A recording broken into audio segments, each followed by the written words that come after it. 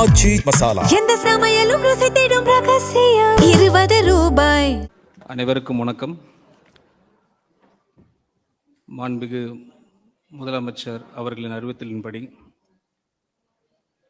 தமிழ்நாட்டின் நிதி மேலாண்மை குறித்து வெள்ளை அறிக்கை. Alongside with me, Financial Secretary Siddiq sir and his team, and I like to welcome all of you for this white paper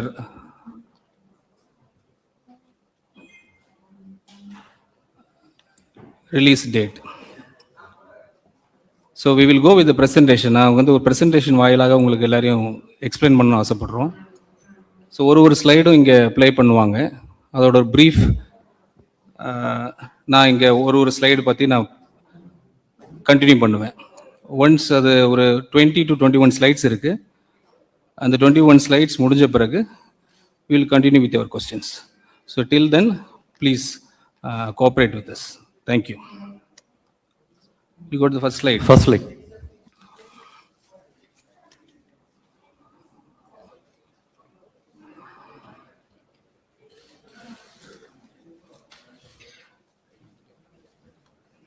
Okay.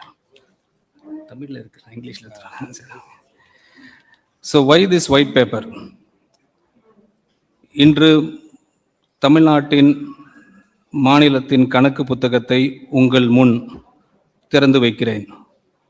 இது முழுமையான வெளிப்படைத்தன்மையுடன் ஆதாரங்களின் அடிப்படையிலும் உருவாக்கப்பட்ட ஒரு பகுப்பாய்வு கட்டமைப்பாகும்.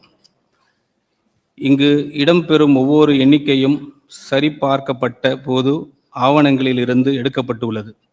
மாநில அரசின் பட்ஜெட் ஆவணங்கள், ரிசர்வ் பேங்க் ஆஃப் இந்தியா மற்றும் சிஏஜி சான்றெழுத்து தணிக்கை தரவுகள். இங்கு இடம்பெற்றுள்ள தகவலில் எந்த அரசியல் கட்சி வேறும் கருத்து என மறுக்க முடியாது. இவை அனைத்தும் மாநில அரசின் சொந்தமாக தணிக்கை செய்யப்பட்ட அதிகாரப்பூர்வ பதிவுகள். ஏன் இந்த 5 ஆண்டு காலப்பகுதி மட்டும்? அதைவிட நீண்ட காலத்தை அல்ல. கொரோனா போர் தொற்றுக்கு பிறகு இந்தியாவின் அனைத்து மாநிலங்களுக்கும் ஒரு தொடக்க நிலையிலிருந்து பயணத்தை தொடங்கின. ஒரே மாதிரியான வெளிப்புற அதிர்வுகளை எதிர்கொண்டன. ஆகவே 2021-22 முதல் 25-26 வரையிலான காலப்பகுதியை கர்நாடகா, மகாராஷ்டிரா, குஜராத் போன்ற ஒத்த தொழில்துறை அமைப்பும் பொருளாதார அளவும் கொண்ட மாநிலங்களுடன் நியாயமான ஒப்பீடு செய்யக்கூடிய இந்த ஆய்வின் முக்கிய கண்டுபிடிப்பு என்னவென்றால், அந்த மாநிலங்கள் மீட்சி காலத்தை பயன்படுத்தி தங்களின் நீதி பற்றாக்குறைகளை கட்டுப்படுத்தி குறைந்ததுதான். ஆனால் தமிழ்நாடு அதற்கு நேர்முறையாக செயல்பட்டது. முக்கியமான ஒவ்வொரு அடிப்படை சுட்டிக்காட்டிலும் கட்டமைப்பு ரீதியான பின்னடைவு சந்தித்தது. திருக்குறள் 478 கூறுவது போல், வருவாய் குறைவாக இருப்பதிலும் தீமை இல்லை, செலவுகளை அளவுக்கு மீறாமல் இருந்தால் போதும். ஒரு உதாரணம் சொல்கிறேன். இந்த இதுக்கு குட்டி ஸ்டோரி, ஒரு இதுக்கு ஸ்லைடுக்கு ஒரு குட்டி ஸ்டோரி மாதிரி ஒன்று சொல்லிடுறேன். ஒரு புயலால் 4 அண்டை வீட்டாரின் வீடுகள் வெள்ளத்தில் மூழ்கின என்று நினைத்து பாருங்கள். அப்போது யாருடைய வீடு பெரிது என்பதை பார்த்து மதிப்பிடுவதை நியாயமான ஒப்பீடு அல்ல. வெள்ளம் வடிந்த பிறகு யார் தங்கள் வீட்டை விரைவாக சீரமைத்து மீட்டு எடுத்தார்கள் என்பதை பார்க்க வேண்டும். 4 பேரில் 3 அதை செய்தார்கள், நாம் செய்யவில்லை. Next slide. Next.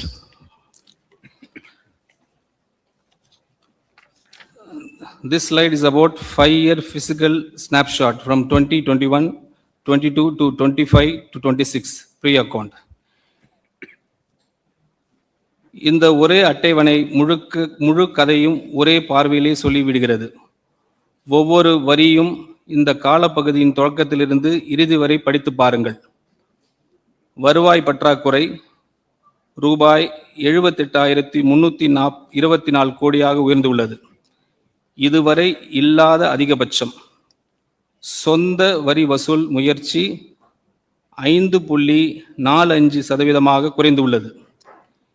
இதுவரை இல்லாத குறைந்தபட்சம். மூலதன செலவு 1.44% குறைந்துள்ளது. இது ஒப்பிடும்போது மாநிலங்களில் மிக குறைவு. கட்டாய செலவுகள் 64.4 உயர்ந்துள்ளன.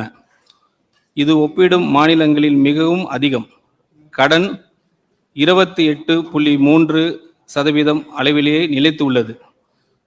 எந்தவித நிதி ஒருங்கிணையும் இல்லை. மேலும் FRBM சட்டத்தின் 3% பற்றாக்குறை வரம்பு ஒவ்வொரு ஆண்டும் மீறப்பட்டுள்ளது. ஒரு உதாரணம், 5 ஆண்டுகளாக ஒருவரின் ஆண்டு உடலை அறிக்கையில் இரத்த அழுத்தம், இரத்த சர்க்கரை, உடல் எடை மற்றும் கொலஸ்ட்ரால் ஆகிய அனைத்தும் தொடர்ந்து மோசமடைந்து கொண்டே இருந்தால் ஒரு அளவில் மட்டுமே கவலைக்குரியதாக ஆகலாம். ஆனால் அனைத்தும் ஒரே நேரத்தில் தவறான திசையில் நகர்ந்தால் அது வெறும் கவலை அல்ல, அது ஒரு தெளிவான நோய் அறிதல். Next slide.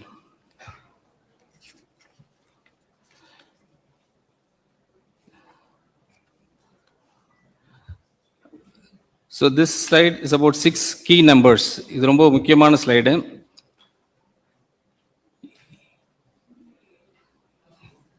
நீங்கள் 6 எண்கள் மட்டும் நினைவில் வைத்துக் கொள்ள வேண்டுமெனில் இந்த 6 எண்களை நினைவில் வைத்துக் கொள்ளுங்கள். ரூபாய் 10 லட்சம் கோடி நேரடி கடன், ரூபாய் 78,324 கோடி வருவாய் பற்றாக்குறை, இதுவரை இல்லாத அதிகபட்சம். GSTPயில் சொத்து வரி வருவாய், சொந்த வரி வருவாய் வெறும் 5.45%. இது நமது வரலாற்றிலேயே மிக குறைந்த அளவு. ஒவ்வொரு வருவாய் ரூபாயிலும் ரூபாய் 22.8 பைசா வட்டி செல்வதற்கே செல்கிறது. வருவாயில் 64.4 ஏற்கனவே கட்டாய செலவுகளுக்காக ஒதுக்கப்பட்டுள்ளது. எந்த புதிய முடிவையும் எடுப்பதற்கு முன்பே அது செலவாகிவிடுகிறது. மேலும் தலைப்பு செய்திகளில் தோன்றும் எண்ணிக்கை மறைத்துவிடும் முக்கியமான உண்மை. பொதுத்துறை நிறுவனங்களில் கடன்களையும் சேர்த்தால் மாநிலத்தின் உண்மையான மொத்த நிதிசார் பொறுப்பு 13.18 லட்சம் கோடியாக உயர்கிறது. ஒரு உதாரணம், ஒரு குடும்பத்தின் நிதிநிலை ஆரோக்கியமாக இருக்கிறதா அல்லது முழுகி கொண்டு இருக்கிறதா என்பதை வங்கி கணக்கு புத்தகம் ஒரு நொடியில் சொல்லிவிடும். ஸ்லைட் 5.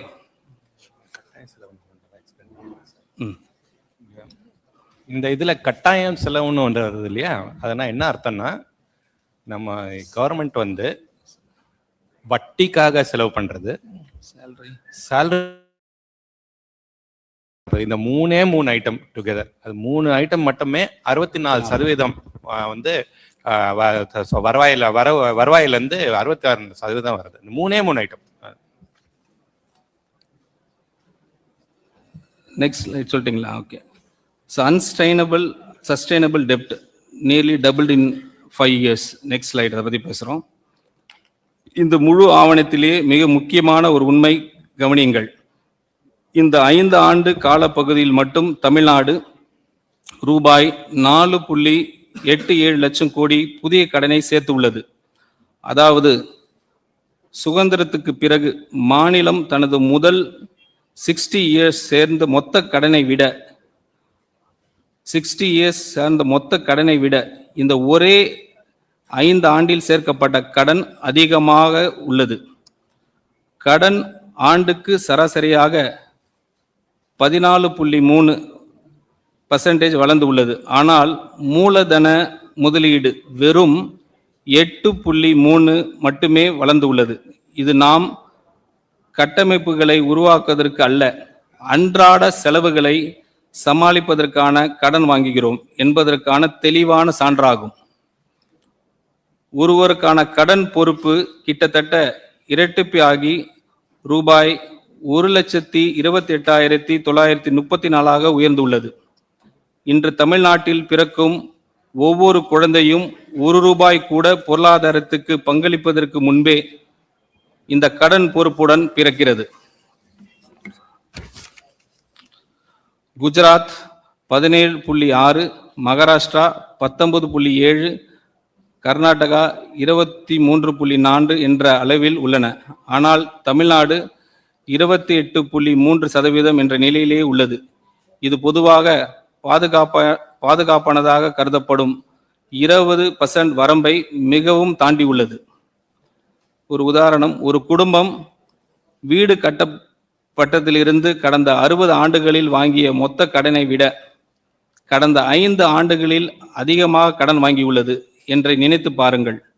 அதிலும் அந்த கடன் புதிய சொத்துக்களை உருவாக்க அல்ல, அன்றாட செலவுகளை சமாளிக்க பயன்படுத்தி உள்ளது. Next slide.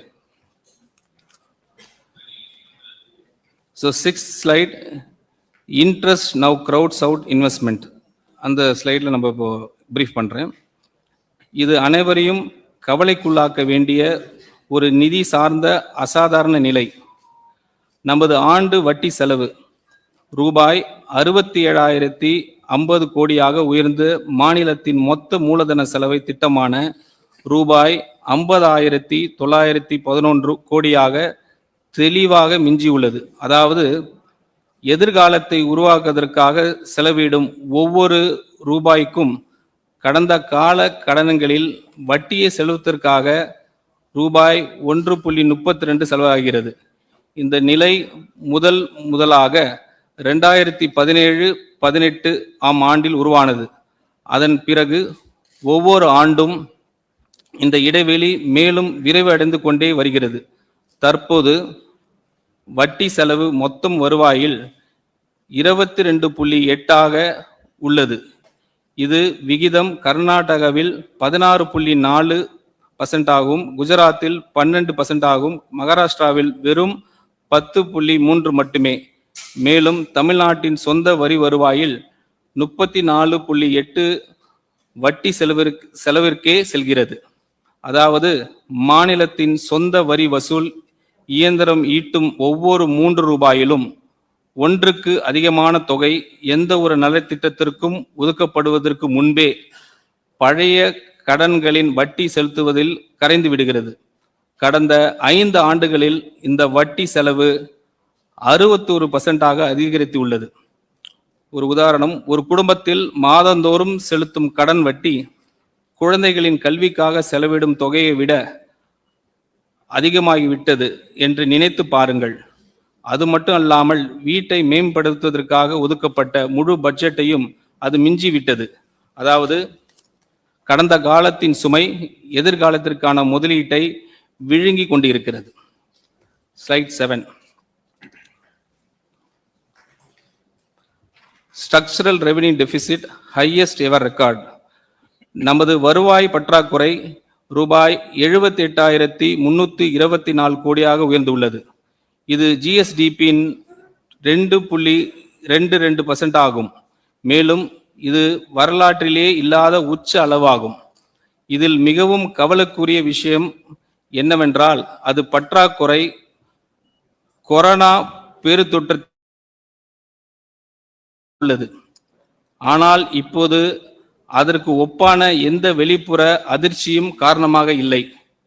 இதன் பொருள் மிகவும் தெளிவானது. நம் சொத்துகள் உருவாவதற்காக அல்ல, அன்றாட நிர்வாக செலவுகளை சமாளிப்பதற்காகவே கடன் வாங்கி கொண்டிருக்கிறோம். இது ஒரு தற்காலிக பிரச்சனை அல்ல. 2013-14 முதல் ஒவ்வொரு ஆண்டும் தொடர்ந்து காணப்படும் கட்டமைப்பு ரீதியான பிரச்சனை ஆகும். மேலும் இங்கு ஒரு நம்பகத்தன்மை சிக்கலும் உள்ளது. இந்த வருவாய் பற்றாக்குறை முழுமையாக நீக்குவதற்கான காலக்கெடுவை முந்தைய ஆட்சிகள் நிதி பொறுப்பு சட்டத்தில் திருத்தம் செய்து 8 முறை தள்ளிப்படப்பட்டுள்ளன. 2009, 2011, 2012, 2017, 2020, 2022, 2024, 2026. இப்போது 2027 என நிர்ணயிக்கப்பட்டுள்ளது. ஆனால் 2027 என்றும் இலக்கும் எட்டப்படாமல் போகும் நிலை உள்ளது. இதற்கிடையில் குஜராத் வருவாய் உபரியுடன் செயல்படுகிறது. கர்நாடகா மற்றும் மகாராஷ்டிரா வருவாய் செலவு கணக்கில் கிட்டத்தட்ட சமநிலையை பேணிக்கின்றன. இந்த குறிப்பீடில் தமிழ்நாடு அவற்றில் இருந்து முற்றிலும் வேறுபட்ட பாதையில் சென்றுவிட்டது. ஒரு உதாரணம், வீடு வாங்குவதற்காக கடன் எடுத்தால் இறுதியில் உங்களிடம் ஒரு வீடு இருக்கும். ஆனால் ஒவ்வொரு மாதமும் மளிகை பொருட்கள் வாங்குவதற்கான கடன் எடுத்தால் இறுதியில் எஞ்சுவது கடன் மட்டுமே. மேலும் வங்கியிடம் கடனை திருப்பி செலுத்தும் தேதியை 8 முறை சொல்லி ஒவ்வொரு முறையும் அந்த வாக்குறுதியை மீறினால் நம்பிக்கை எவ்வாறு இழக்கப்படுகிறது என்பதற்கான சிறந்த உதாரணம் இதுவே. Slide 8. Own tax effort at historic low, a policy failure. So அந்த ஸ்லைட் எக்ஸ்பிளைன் பண்ணுறேன் நான். ஒரு காலத்தில் வருவாய் திரட்டலில் இந்தியாவிற்கே முன் உதாரணமாக இருந்தது தமிழ்நாடு.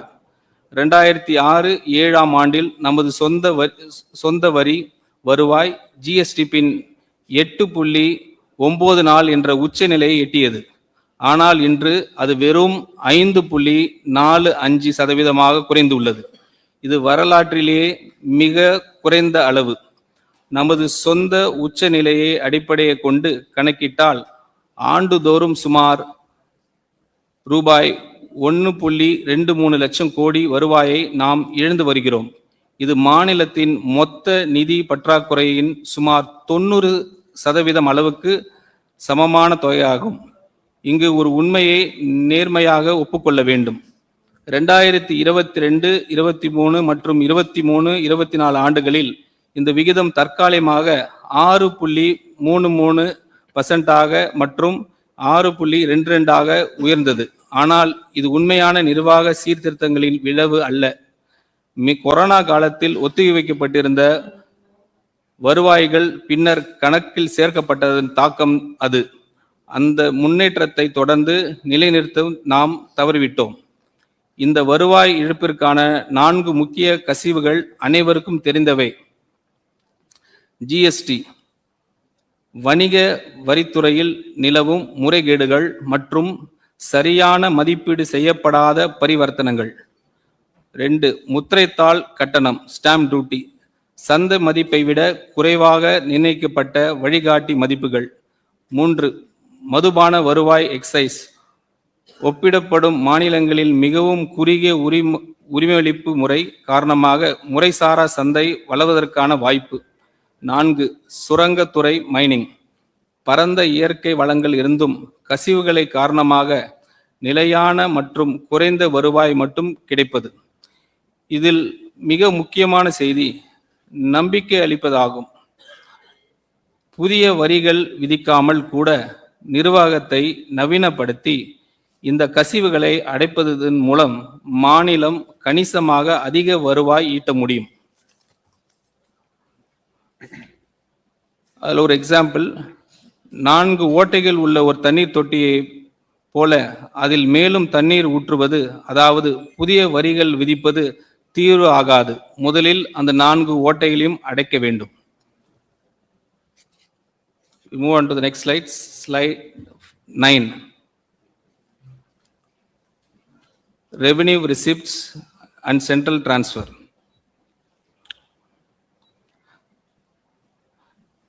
தமிழ்நாடு 2 முக்கிய வழிகளின் மூலம் மத்திய அரசை சார்ந்துள்ளது. முதலாவது, மத்திய வரி பகிர்வில் நமக்கு கிடைக்கும் பங்கு. 10வது நிதிக்குழு காலத்தில் அது 6.64% இருந்தது. இன்று அது 4.097 குறைந்துள்ளது. மேலும் ரூபாய் 56,819 கோடி அளவிலான நமது பங்கின் வளர்ச்சி ஒப்பிடப்படும் மாநிலங்களில் மிகவும் குறைவாக இருந்தது. இதற்கு காரணம் வரி பகிர்வு ஃபார்முலா, வருமான இடைவெளி, இன்கம் டிஸ்டன்ஸ், மக்கள் தொகை மற்றும் பரப்பளவு போன்ற காரணங்களுக்கு அதிக முக்கியத்துவம் அளிப்பதாகும். இவற்றின் மீது மாநிலத்திற்கு எந்த கட்டுப்பாடும் இல்லை. இதையும் விட முக்கியமான பிரச்சனை என்னவென்றால், ஒன்றிய அரசு தற்போது அதிக அளவில் செஸ் மற்றும் சர்சார்ஜ் மூலமாக வருவாய் திரட்டுகிறது. இந்த வருவாய் மாநிலங்களுடன் பகிர வேண்டிய அவசியம் இல்லை. இதனால் மாநிலங்களுக்கு பகிரப்படும் மொத்த வரி நிதி குளம் டிவைசபிள் பூல் தொடர்ந்து சுருங்கிக் கொண்டே வருகிறது. இரண்டாவது, உதவித்தொகைகள் கிராண்ட்ஸ் அண்ட் எய்ட். ஜிஎஸ்டி இழப்பீடு செஸ் ஜிஎஸ்டி காம்பன்சேஷன் செஸ் திட்டம் 2022 ஜூன் மாதத்தில் முடிவடைந்த பின் இந்த உதவித்தொகைகள் கணிசமாக குறைந்துவிட்டன. உண்மையில் இந்த இழப்பீடு காலம் மாநிலங்கள் தங்களது வரி வசூல் அமைப்பை மேம்படுத்திக் கொள்ள 5 ஆண்டுகள் வழங்கப்பட்ட ஒரு பாதுகாப்பு காலமாக இருந்தது. ஆனால் அந்த வாய்ப்பை முழுமையாக பயன்படுத்தவில்லை.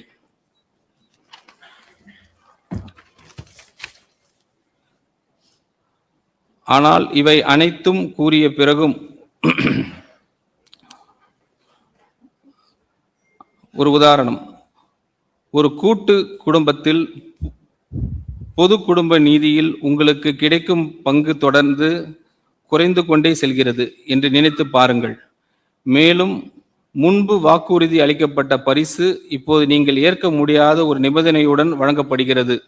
இவை அனைத்தும் நிச்சயமாக பாதிப்பு ஏற்படுத்தும். ஆனால் அதே குடும்பத்தில் தங்களது சொந்த வியாபாரத்தை திறம்பட நடத்திய சகோதரர்கள் இன்னும் முன்னேறுகிறார்கள் என்பது உண்மை.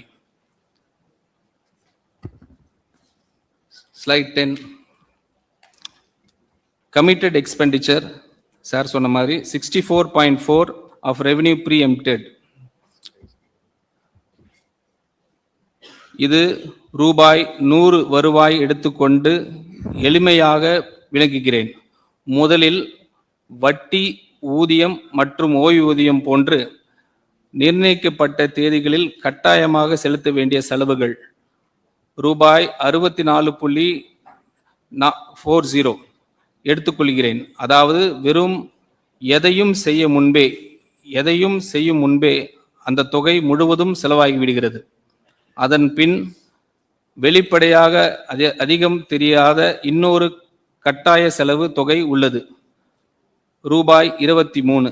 இதில் உள்ளாட்சி அமைப்புகளுக்கு சட்டப்படி வழங்க வேண்டிய மானியங்கள், முத்திரைத்தாள் கட்டண மேலதிக வரிகள் இருந்து உள்ளாட்சி அமைப்புகளுக்கு கட்டாயமாக வழங்க வேண்டிய பங்குகள், மாநில கடன் பெற அனுமதிக்க மத்திய ஒன்றிய அரசு வலியுறுத்தும் மின் வாரிய இழப்பீடு நிதி உதவிகள், மேலும் ஓய்வூதிய திட்டத்தின் மாநிலம் வழங்க வேண்டிய இணை பங்களிப்பு ஆகியவை அடங்கும். இந்த 2 அடுக்குகளும் சேர்ந்து ஒவ்வொரு 100 வருவாயிலும் ரூபாய் 87 முழுமையாக எடுத்துக்கொள்கிறேன். இதனால் அனைத்து நலத்திட்டங்களுக்கும், சமூக பாதுகாப்பு திட்டங்களுக்கும் மற்றும் மூலதன கட்டமைப்பு முதலீடுகளும் ஆகியவற்றை எஞ்சுவது வெறும் ரூபாய் 13 மட்டுமே. ரூபாய் 13 வைத்து ஒரு மாநிலத்தை நடத்துவதோ வளர்ச்சி பாதையில் முன்னேற்றுவதோ சாத்தியமில்லை. இதன் விளைவாக வழக்கமான அரசு திட்டங்களை கூட செயல்படுத்த மாநில கட்டாயமாக கடன் வாங்க வேண்டிய நிலைக்கு தள்ளப்படுகிறது. அந்த கடன் மேலும் கடனை உருவாக்குகிறது. அதிகரிக்கும் கடன் வட்டி செலவு உயர்த்துகிறது. அதிகரிக்கும் வட்டி செலவு அடுத்த ஆண்டில் எஞ்சும் அந்த ரூபாய் 13ஐயும் இன்னும் குறைக்கிறது. இவ்வாறு ஒரு தீய சுழற்சியை தொடர்கிறது. மேலும் புதிய உறுதியளிக்கப்பட்ட ஓய்வூதிய திட்டம் அஷ்யூர்ட் பென்ஷன் 5000 கோடி செலவை உருவாக்குகிறது. அதுவும் ஆண்டுதோறும் சுமார் 10% அதிகரிக்கும் என்று கணிக்கப்படுகிறது. ஒரு உதாரணம், மாதம் ரூபாய் 100 சம்பளம் பெறும் ஒருவரை நினைத்து பாருங்கள். அதில் வீட்டு கடன் தவணை, இஎம்ஐ, வீட்டு வாடகை மற்றும் குழந்தைகளின் பள்ளி கட்டணம் ஆகியவை 64 எடுத்துக்கொள்கின்றன. பின்னர் தவிர்க்க முடியாத மற்ற செலவுகள் 23 எடுத்துக்கொள்கின்றனர். இதனால் உணவு, மருந்து மற்றும் குழந்தைகளின் எதிர்கால தேவைகளுக்காக எஞ்சுவது வெறும் 13 மட்டுமே, ரூபாய் 13 மட்டுமே. அப்போது எதிர்பாராத எந்த அவசர தேவையும் வந்தால் கடன் வாங்கி செயல்படுத்துகிறது. அதன் விளைவாக கடன் சுமை தொடர்ந்து பெருகிக் கொண்டே செல்கிறது. Slide 11. Capex crowded out lowest in peer groups.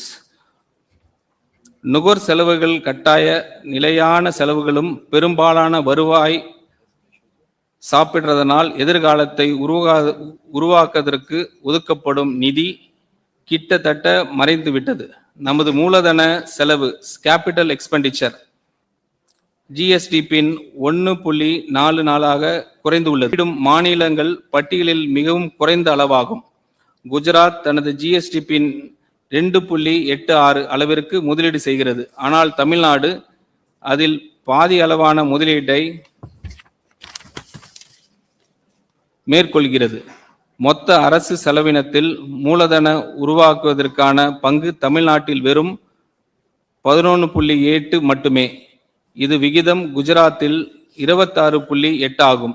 கர்நாடகாவில் 17 உள்ளது.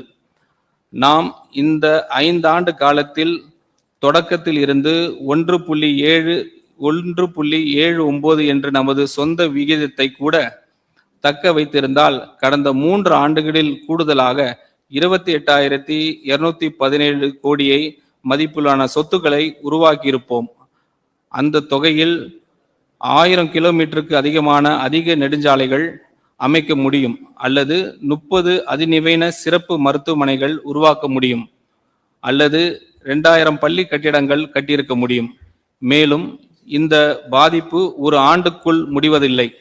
அது தொடர்ச்சியான தாக்கத்தை ஏற்படுத்துகிறது. ஏனெனில் தனியார் முதலீடுகள் பெரும்பாலும் அரசின் உள்கட்டமைப்பு முதலீடுகளை பின்பற்றுகின்றன.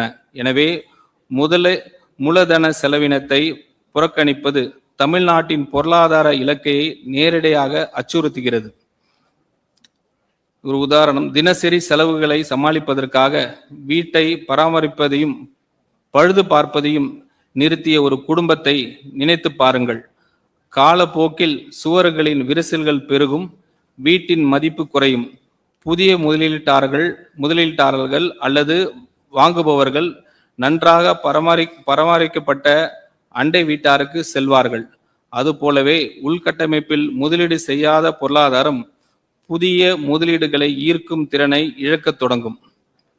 Slide 12. FRBM compliance rules revised never met.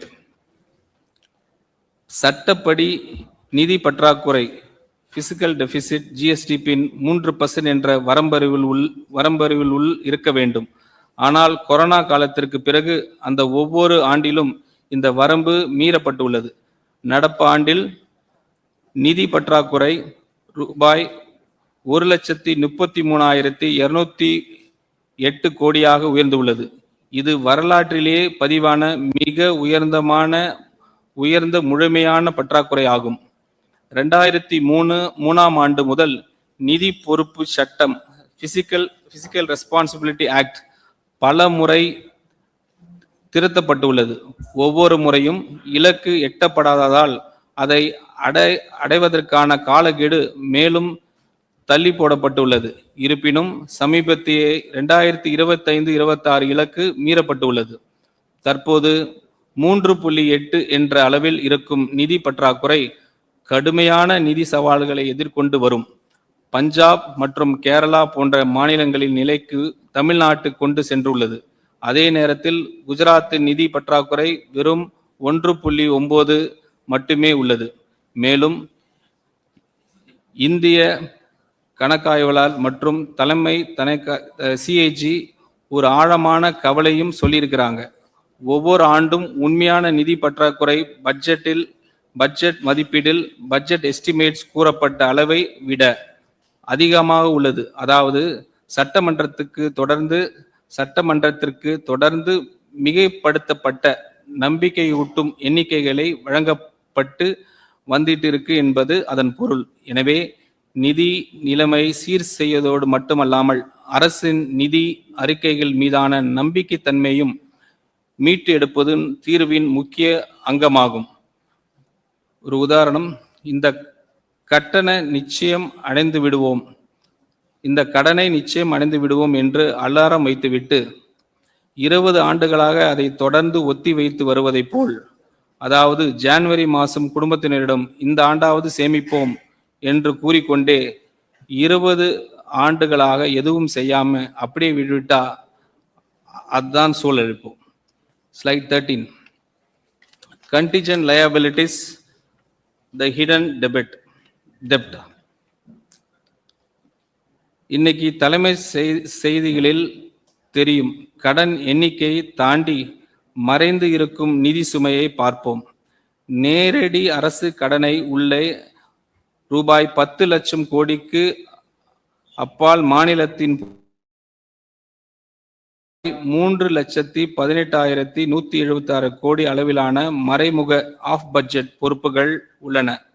இதனால் மாநிலத்தின் உண்மையான மொத்த நிதிசார் பொறுப்பு ரூபாய் 13.18 லட்சம் கோடியாக உயர்கிறது.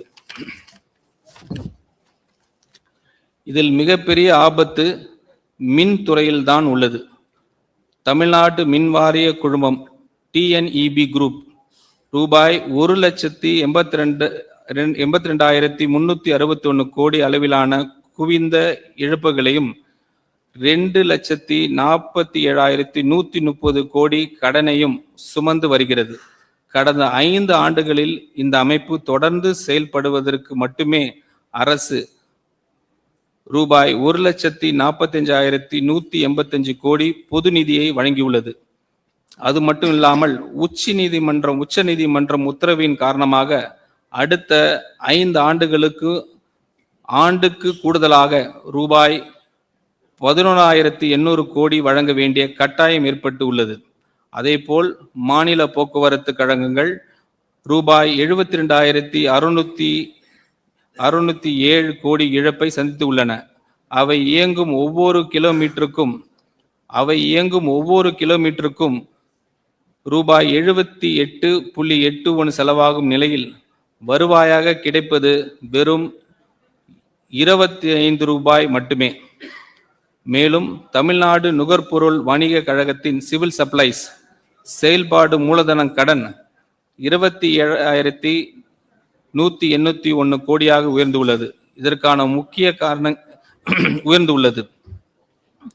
உதாரணம், ஒரு தந்தை நஷ்டத்தில் இயங்கும் 3 குடும்ப கடைகளுக்காக அமைதியாக ஜாமீன்தாராக கையெழுத்திட்டு உள்ளார் என்று நினைத்து பாருங்கள்.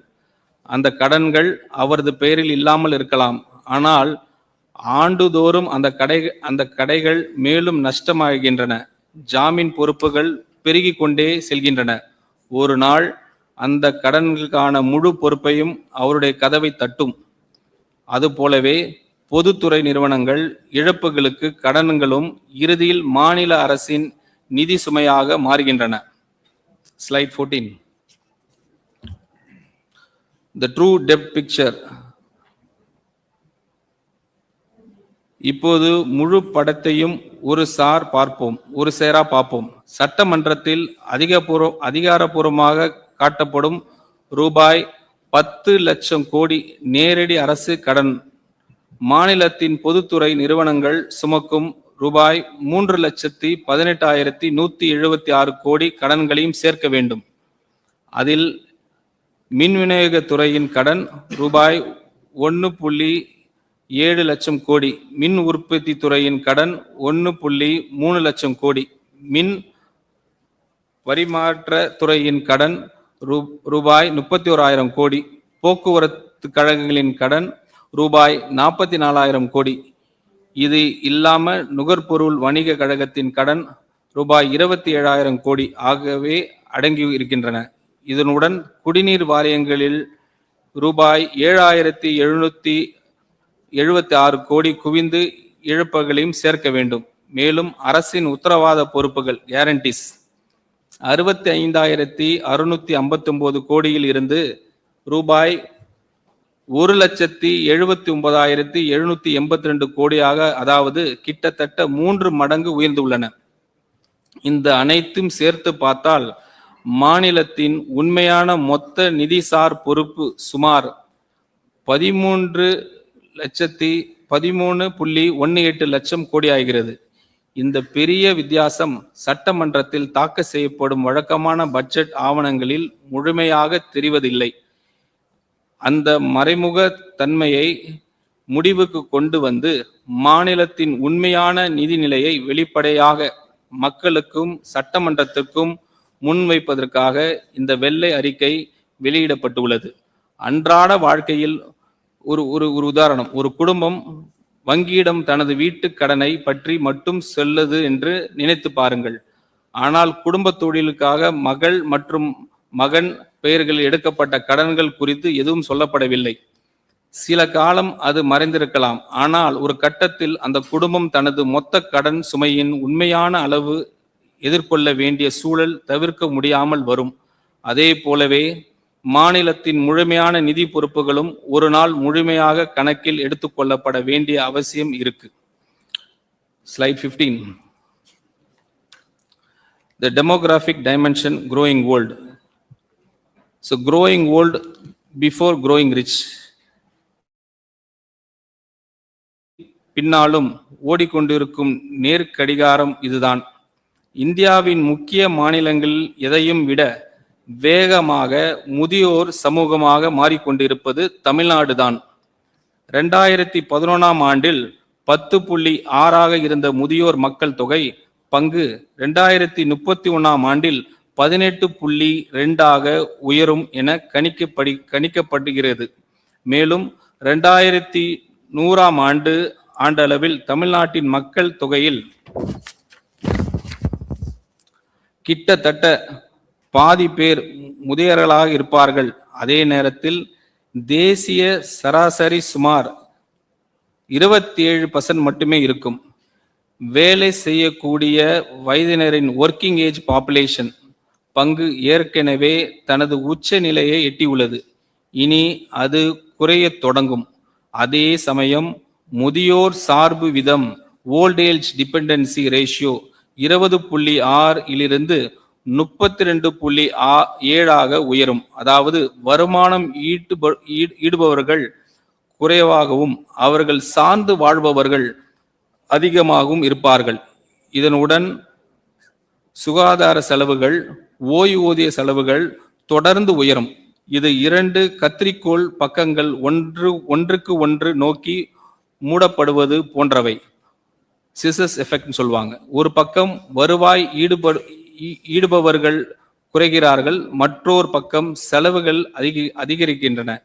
இதுவே கடன் வலையின் டெப்ட் ட்ராப் அடிப்படை செயல்முறையாகும். இன்று தமிழ்நாடு மக்கள் தொகை அமைப்பின் பலத்தை டெமோகிராபிக் ஸ்ட்ரென்த் கொண்டிருக்கும் போதே நிதிநிலையை சீர் செய்வதற்கான வாய்ப்பு உள்ளது. ஆனால் அந்த வாய்ப்பின் சாரம் ஆண்டுதோறும் சுருங்கி கொண்டே வருகிறது. ஒவ்வொரு ஆண்டும் பின்னர் செலுத்த வேண்டிய விலையை மேலும் அதிகரிக்கிறது. எளிய வார்த்தைகளில் சொல்ல வேண்டுமென்றால் தமிழ்நாட்டில் மிகப்பெரிய ஆபத்து என்னவென்றால் செல்வந்த மாநிலமாக மாறுவதற்கு முன்பே முதியோர் மாநிலமாக மாறிவிடுகிறது. ஒரு உதாரணம், ஒரு குடும்பத்தின் முக்கிய வருமானம் ஈட்டும் உறுப்பினர்கள் ஓய்வு பெறும் வயதை அடைந்துவிட்டனர். ஆனால் அவர்கள் மாற்றி புதிய வருமானம் ஈடுபடுபவர்கள் உருவாக்கவில்லை என்று நினைத்து பாருங்கள். அப்படிப்பட்ட குடும்பம் தனது முதிய வயதிற்காக சேமிக்க வேண்டிய பாதுகாப்பான நேரம் எப்போது? வருமானம் இன்னும் கிடைத்து கொண்டிருக்கும் இப்போதுதான், வருமானம் நின்ற பிறகு அல்ல. அதே போலவே தமிழ்நாட்டின் நிதி நிலைமையை சீர் செய்வதற்கான சிறந்த நேரம் இப்போதுதான். Slide 16. Post COVID consolidation failure for 4 policies cause. தமிழகம் இப்படிப்பட்ட பொருளாதார சிக்கலால் மாட்டிக்கொண்டதற்கான 4 முக்கிய காரணங்கள் உள்ளன. அதை தவிர்த்து அவற்றில் ஒவ்வொன்றையும் மாற்றம் அதிகாரமும் மாநில அரசிடம் இருந்தது. வெளிப்புற அதிர்ச்சிகளால் உருவாக்கப்பட்ட அல்ல. முதலாவது, ஆண்டுக்கு ரூபாய் 25,000 கோடி வரை செலவாகும் புதிய நலத்திட்ட பொறுப்புகள் அறிமுகப்படுத்தப்பட்டனர். ஆனால் அவற்றை நிலையான முறையில் நீதி அளிக்கும் தேவையான இணையான வருவாய் ஆதாரங்கள் உருவாக்கப்படவில்லை. இரண்டாவது, மிக முக்கியமான வரி மற்றும் நிர்வாக சீர்திருத்தங்கள் தொடர்ந்து ஒத்திவைக்கப்பட்டன. 2017ஆம் ஆண்டில் இருந்து ஜிஎஸ்டி இழப்பீடு திட்டம் ஒரு நாள் முடிவுக்கு வரும் என்பது அனைவருக்கும் நல்லாவே தெரிந்தது. திடீரெல்லாம் நிறுத்தல இருந்த போதிலும் அந்த மாற்றத்திற்காக தயாராக வேண்டிய நடவடிக்கைகள் பொதுவான அளவில் மேற்கொள்ளப்படவில்லை. மூன்றாவது, அன்றாட நிதி பற்றாக்குறைகளை சமாளிப்பதற்காக மூலதன செலவுகளை தொடர்ந்து பலியிடப்பட்டன. அதன் விளைவாக ரூபாய் 31,055 கோடி மதிப்பிலான சொத்து உருவாக்க வாய்ப்பு இழக்கப்பட்டது. நான்காவது, மாநிலத்தின் பொதுத்துறை நிறுவனங்கள் PSU நீண்ட காலமாக இருந்து வந்த கட்டமைப்பு ரீதியான பலவீனங்கள் சரி செய்யப்படாமல் விடப்பட்டன. மின்துறையின் நிதி இடைவெளி நிரப்புவதற்கான ரூபாய் 1,45,180 கோடி செலவிடப்பட்டது. போக்குவரத்து துறையின் செலவுகள் டபுள்டு. நுகர்பொருள் வணிக கழகத்தின் கடன் 27,181 கோடியாக உயர்ந்தது. இங்கு நான் மிகவும் தெளிவாக சொல்ல விரும்புவது ஒன்று உள்ளது. நலத்திட்டங்கள் தமிழ்நாட்டின் பெருமைக்குரிய பாரம்பரியம் தொடரும். பிரச்சனை ஒருபோதும் நலத்திட்டங்களில் அல்ல. பிரச்சனை என்னவென்றால் அவற்றை நீண்ட காலம் தாங்கி செல்வது தேவையான வருவாய் ஆதாரங்களை உருவாக்காமல் புதிய நலத்திட்டங்களை அறிமுகப்படுத்துவதில்தான் உள்ளது. அன்றாட ஒரு குடும்பத்தின் வருமானம் குறைந்த பிறகும் அது புதிய பெரிய மாதத்திர செலவுகள் பொறுப்புகள் ஏற்றுக்கொள்கிறது என்று நினைத்து பாருங்கள். அதே நேரத்தில் செலுத்த வேண்டிய வரிகளை தொடர்ந்து ஒத்தி வைக்கிறது. வீட்டை பராமரிக்காமல் சிதைய விடுகிறது. மேலும் நஷ்டத்தில் இயங்கும் குடும்பத்தை தொழிலுக்கு அதை சீர்திருக்கி தொடர்ந்து பணம் செலுத்தி கொண்டே இருக்கிறது. இவற்றில் ஏதேனும் ஒன்றை தனியாக சமாளிக்க முடியும். ஆனால் இந்த 4 ஒன்றாக நடந்தால் அதுவே ஒரு குடும்பத்தை நிதி நெருக்கடிக்குள் தள்ளும் பாதையாக மாறிவிடும். ஸ்லைட் 17.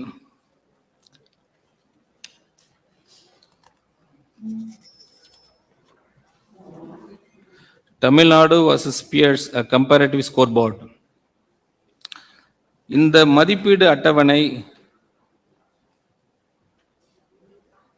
அதை முழுமையாக அறியும் உரிமை உங்களுக்கு உண்டு. இதில் 8 முக்கிய குறியீடுகள் உள்ளன. கடன், நிதி பற்றாக்குறை, வருவாய் கணக்கு, சொந்த வரி வசூல் திறன், வட்டி சுமை, கட்டாய செலவுகள், மூலதன செலவுகள் மற்றும் அரசின் உத்தரவாத பொறுப்புகள். இந்த 8 குறிப்பீடுகளையும் கர்நாடகா, மகாராஷ்டிரா மற்றும் குஜராத் ஆகிய மாநிலங்களுடன் ஒப்பிடும்போது தமிழ்நாடு கடைசி இடத்தில் உள்ளது. இவை அனைத்தும் ஒத்த தொழில்துறை அமைப்பு, ஒத்த பொருளாதார வலிமையும் கொண்ட மாநிலங்கள். மேலும் கொரோனா காலத்திற்கு பிறகு அவை அனைத்தும் ஒரே தொடக்க நிலையிலிருந்து மீட்சி பயணத்தை தொடங்கின. ஒரு தொடக்க புள்ளியில் இருந்து தொடங்கி ஒரு போட்டியை ஓடி அதன் ஒவ்வொரு கட்டத்திலும் கடைசி இடத்தில் முடித்தால் அதற்கு காரணம் பிரச்சனை வெளிப்புற சூழ்நிலை இல்லை. இந்த வேறுபாடு வீதியில் உருவானதல்ல, நாம் எடுத்த முடிவுகளால் தான் உருவானது. அன்றாட வாழ்க்கையில் ஒரு எளிய உதாரணம். உங்கள் வகுப்பு தோழர்களிடம் மதிப்பெண் பட்டியலுடன் உங்கள் மதிப்பெண் பட்டியலும் அருகருகே வைக்கப்பட்டிருந்தால் என்று நினைத்து பாருங்கள். அனைவரும் ஒரே பள்ளியில் படித்தவர்கள், ஒரே பாடத்திட்டத்தை பின்பற்றியவர்கள், ஒரே தேர்வு எழுதியவர்கள். ஆனால் ஒவ்வொரு பாடத்திலும் நீங்கள் கடைசி இடத்தில் இருந்தால் அதற்கான நேர்மையான பதில் மதிப்பெண் பட்டியல் மறைப்பதல்ல, மாறாக நாம் எவ்வாறு படிக்கிறோம் என்பதை மாற்றுவதே சரியான பதிலாகும். Slide 18. The year ahead 2026-27 budget under scrutiny. இப்போது இந்த ஆண்டில் நிர்வகிக்க வேண்டிய நிதி இன்ஹெரிட்டன்ஸ் பார்ப்போம். இதில் உள்ள எண்ணிக்கைகளை குறித்து நாம் முழு வெளிப்படையை தன்மையுடன் பேச விரும்புகிறேன். இடைக்கால பட்ஜெட், இன்ட்ரிம் பட்ஜெட். மாநிலத்தின் சொந்த வரி வருவாய் ஒரு ஆண்டில் 19% வளரும் என்று கணித்துள்ளது. ஆனால் கடந்த 2 ஆண்டுகளில் கிடைத்த உண்மையான வளர்ச்சி வெறும் 6.8 மற்றும் 7.7 மட்டுமே. நடைமுறைக்கு ஏற்ற வகையில் 8% வளர்ச்சியை மட்டும் எடுத்துக்கொண்டால் பட்ஜெட்டில் இன்ட்ரிம் பட்ஜெட்டில் கணிக்கப்பட்டதை விட சுமார் 21,000 கோடி குறைவான வருவாய்தான் கிடைக்கும். மேலும் பட்ஜெட்டில் தவிர்க்க முடியாத 2 பெரிய செலவுகள் முழுமையாக அதில் காட்டவில்லை. ஒன்று, மின் வாரிய நிறுவனங்களின் இழப்பு ஈடுகட்ட ஆண்டுதோறும் வழங்க வேண்டிய சுமார் 16,000 கோடி நிதி உதவி. மற்றொன்று, உச்ச நீதிமன்றம் உத்தரவின் அடிப்படையில் கட்டாயமாக செலுத்த வேண்டிய ரூபாய் 11,800 கோடி. இதன் விளைவாக பட்ஜெட்டில் ரூபாய் 48,696 கோடி என காட்டப்பட்டுள்ள வருவாய் பற்றாக்குறை நடைமுறையில் சுமார் ரூபாய் 87,000 கோடியாக இருக்கும் வாய்ப்பு உள்ளது. அதாவது உண்மையான நிலையை விட கிட்டத்தட்ட 79% குறைவாக கணக்கிடப்பட்டுள்ளது. அதேபோல் உண்மையான நிதி பற்றாக்குறை பிசிக்கல் டெபிசிட் சுமார் ரூபாய் 1.6 லட்சம் கோடியாக இருக்கக்கூடும். ஆனால் மாநிலம் சட்டப்படி பெறக்கூடிய அதிகபட்சம் கடன் வரம்பு ரூபாய் 1,52,144 கோடி மட்டுமே. எனவே ஒரு புதிய திட்டத்தை கூட தொடங்குவதற்கு முன்பே ரூபாய் 8,000 கோடிக்கு அதிகமான நிதி இடைவெளி ஃபண்டிங் கேப் உருவாகிறது. இந்த இடைவெளி இருப்பது நேர்மையாக ஏற்றுக்கொள்வதுதான் அதை சரி செய்வதற்கான முதல் மற்றும் மிக முக்கியமான படியாகும். ஒரு உதாரணம், கடந்த சில ஆண்டுகளில் உங்கள் சம்பளம் உயர்வு வெறும் 7%. இந்த ஆண்டு எனக்கு 19% உயர்வு கிடைக்கும் என்று கருதி குடும்பத்தை செலவு திட்டத்தை அமைப்பது போன்றது. அதே நேரத்தில் மிகப்பெரிய 2 மாதத்திர கட்டணங்களையும் உங்கள் குறிப்பீடில் எழுதாமல் விடுவீர்கள். அப்படிப்பட்ட திட்டம் காகிதத்தில் அழகாக தோன்றலாம், ஆனால் மாத இறுதியில் உண்மையான நிலை அத்திட்டம் வாக்குறுதி அளித்தபடி இருக்காது. Slide 19. 6 principal findings, the cumulative picture. நிறைவாக சொல்வதற்கு முன் இந்த 6 முக்கிய கண்டுபிடிப்புகளையும் ஒரு முழு படமாக பாருங்கள். 5 ஆண்டுகளில் கடன் it has doubled. வட்டி செலவு மூலதன முதலீடு செலவை மிஞ்சி உள்ளது. வருவாய் பற்றாக்குறை கட்டமைப்பு ரீதியாக மாறியதோடு வரலாற்றிலே மிக உயர்ந்த நிலையை எட்டியுள்ளது. சொந்த வரி வசூல் திறன் கடுமையாக சரிந்துள்ளது. பொருளாதார பலவீனத்தால் அல்ல, வருவாய் கசிவுகள் மற்றும் ஒத்திவைக்கப்பட்ட சீர்திருத்தத்தினால் கட்டாய செலவுகள் வளர்ச்சிகன நிதியை ஒவ்வொரு ரூபாயிலும் வெறும் 13 பைசா அளவுக்கு குறைந்துவிட்டன. மாநிலத்தின் உண்மையான மொத்த நிதிசார் பொறுப்பு ரூபாய் 13.18 லட்சம் கோடியாக உயர்ந்துள்ளது. இவை 6 தனித்தனி பிரச்சனைகள் அல்ல, இவை அனைத்தும் ஒரே கட்டமைப்பு ரீதியான நோயின் 6 அறிகுறிகள். மேலும் ஒவ்வொன்றும் மற்றொன்றை ஊக்குவிக்கிறது. அதிகரிக்கும் கடன் வட்டி செலவு உயர்த்துகிறது. உயரும் வட்டி செலவு மூலதன முதலீடை சுருக்கிறது. குறைவான முதலீடு பொருளாதார வளர்ச்சியை மந்தமாக்கிறது. மந்தமான வளர்ச்சி வருவாய் உயர்வை பலவீனப்படுத்துகிறது. பலவீனமான வருவாய் மேலும் கடன் வாங்க வேண்டிய நிலையை உருவாக்குகிறது. இவ்வாறு ஒரு தீய சுழற்சி தொடர்ந்து இயங்குகிறது. இதன் விளைவாக அடுத்த தலைமுறைகள் சுமக்க வேண்டிய நிதி பொறுப்பின் பெரும் பகுதி ஏற்கனவே உறுதியாகிவிட்டது. அதனால்தான் நாம் நடவடிக்கை எடுக்க வேண்டிய தேவை இருக்கு.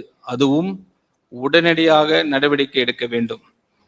ஒரு உதாரணம், இது 6 வெவ்வேறு நோய்கள் அல்ல, ஒரு நோய் 6 விதமான அறிகுறிகள் வெளிப்படுத்துகிறது. ஒவ்வொரு அறிகுறியும் தனித்தனியாக சிகிச்சை அளித்தால் முழுமையான குணமடைய முடியாது. நோயின் அடிப்படை காரணத்தை ஒருங்கிணைத்து முறையில் சிகிச்சை அளிக்க வேண்டும். மேலும் அது தாமதமாக அல்ல, ஆரம்பத்திலே செயல்பட வேண்டும். Slide 20. The way forward, challenging but not hopeless. கடுமையான இந்த சூழல் இருந்து வெளியேறும் பாதை இதோ. அதில் மிக வலிமையான கருவி, மிகவும் எளிமையானது நிர்வாகத்திறன். ஒரு வரி விதத்தை கூட உயர்த்த வேண்டிய அவசியமில்லை. நமது நிர்வாக அமைப்பு மேம்படுத்தி ஊழியர்களின் செயல்திறனை உயர்த்தி வருவாய் கசிவுகளை தடுத்து ஊழலை ஒழிப்பதன் மூலம் இயல்பாகவே அரசின் வருவாய் அதிகரிக்க முடியும். சுத்தமான நேர்மையான நிர்வாகமே ஒரு முக்கியமான நிதிசார் சொத்தாக மாறுகிறது. இந்த திட்டம் 6 முக்கிய நடவடிக்கைகள் மீது அமைகிறது. வணிக வரித்துறை, கமர்ஷியல் டாக்ஸ், ஸ்டாம்ப்ஸ், முத்திரைத்தாள் கட்டணம் மற்றும் மைனிங் ஆகியவற்றில் உள்ள வருவாய் கசிவுகளை அடைப்பது. போட்டித்தன்மை கொண்ட திறந்த ஒப்பந்த முறைகள், காம்படிட்டிவ் டெண்டரிங் மூலம் கொள்முதல் செலவுகளை குறைப்பது. பொதுத்துறை நிறுவனங்கள், PSU கட்டமைப்பு ரீதியாக சீர்திருத்துவது. மின்துறைக்கு நீடித்த நிலையான கட்டண அமைப்பு, போக்குவரத்து துறைக்கு வழித்தட செயல்களின் மேம்பாடு, நுகர்பொருள் வணிக கழகத்திற்கு கொள்முதல் முறைகளின் சீர்திருத்தம். ஏற்கனவே மாநிலத்திடம் உள்ள அதிகாரங்களை பயன்படுத்தி வருவாய் அதிகரித்து வழிகாட்டி நில மதிப்புகளை சந்தை மதிப்பிற்கு அருகில் கொண்டு வந்தால், மதுபான உரிமை வழங்கும் அமைப்பை விரிவுபடுத்தல், சுரங்க நிர்வாகத்தை நவீனப்படுத்துதல், செலவினத்தை நுகர்வு நோக்கிலிருந்து மூலதன முதலீடு நோக்கத்தை மாற்றுவது. ஏனெனில் உள்கட்டமைப்பு முதலீடுகளை தனியார் முதலீடுகளை ஈர்க்கவும் சக்தி கொண்டவை. CAG சுட்டிக்காட்டிய இடைவெளிக்கு சுருக்கி நேர்மையான மற்றும் யதார்த்தமான பட்ஜெட் கணிப்புகளை வழங்குவது. இந்த நடவடிக்கைகள் அனைத்தும் மாநில அரசின் நேரடி அதிகார வரம்பிற்குள் உள்ளவை. இதில் எதுவும் குடிமக்கள் மீது கூடுதல் வரி சுமையை ஏற்படுத்துவதில்லை. நிர்வாக சீர்திருத்தங்கள் மூலமே மக்களுக்கான புதிய நலத்திட்டங்களை நிதி அளிக்கும் தேவையான நிதி இடத்தை, பிசிக்கல் ஸ்பேஸ் உருவாக்க முடியும். ஒரு உதாரணம், ஒரு குடும்பம் தனது நிதி நிலையை சீர் செய்வதற்கு உடனடியாக இரண்டாவது வேலையை தேடுவதில்லை. மாறாக பணம் வெளியேறும் கசிவுகளை அடைகிறது, தேவையற்ற அதிக செலவுகளை நிறுத்துகிறது. நஷ்டத்தில் இயங்கும் கடையை தொடர்ந்து பணம் ஊற்றி நடப்பதற்கு பதிலாக அதை சீர்திருத்துகிறது. மேலும் தனது வரவு செலவு கணக்கை நேர்மையாக பதிவு செய்கிறது. இது கடினமான பாதையாக இருக்கலாம், ஆனால் நிலையானதும் செயல்படுத்தக்கூடியதாகும்.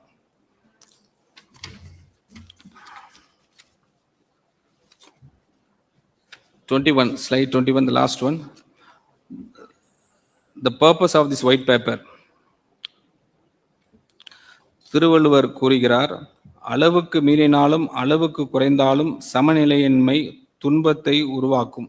அவர் உடல்நலத்தை பற்றி கூறிய இந்த உண்மை ஒரு மாநிலத்தின் நிதிநிலைக்கும் அப்படியே பொருந்துகிறது. இந்த வெள்ளை அறிக்கை 3 முக்கிய நோக்கங்கள் உள்ளன. வெளிப்படைத்தன்மை, டிரான்ஸ்பரன்சி. அரசு, சட்டமன்றம் மற்றும் மக்கள் அனைவரும் முழுமையான தகவலின் அடிப்படையில்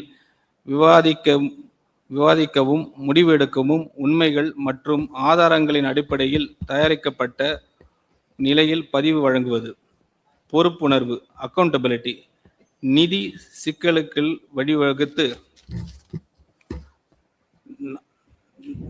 4 கொள்கை காரணங்கள் நேர்மையாக அடையாளம் காட்டுவது. வருவாய் ஆதாரமின்றி மேற்கொள்ளப்பட்ட புதிய பொறுப்புகள், தொடர்ந்து ஒத்திவைக்கப்பட்ட சீர்திருத்தங்கள், பலியிடப்பட்ட மூலதன முதலீடுகள், சீர்திருத்தப்பட்ட பொதுத்துறை நிறுவனங்கள். 3rd one, கரெக்ஷன், திருத்தம். வருவாய் கசிவுகளை அடைத்து அரசு செலவுகள் தரத்தை உயர்த்துவது, பொதுத்துறை நிறுவனங்கள் சீர் செய்து கடன் சுமையை பொறுப்புடன் நிர்வகிப்பது. மேலும் இந்த ஒரு பட்ஜெட்டையும் தாண்டி நீடிக்கும் தூய்மையான ஊழலற்ற நிர்வாக இந்த எண்ணிக்கைகள் மனதில் வைத்துக் கொள்ளுங்கள். 10 லட்சம் கோடி நேரடி அரசு கடன், 78,324 கோடி வருவாய் பற்றாக்குறை. ஒவ்வொரு குடிமகனின் தலையிலும் ரூபாய் 1,28,934 கடன் பொறுப்பு. ரூபாய் 13.18 லட்சம் கோடி உண்மையான மொத்த நிதிசார் பொறுப்பு.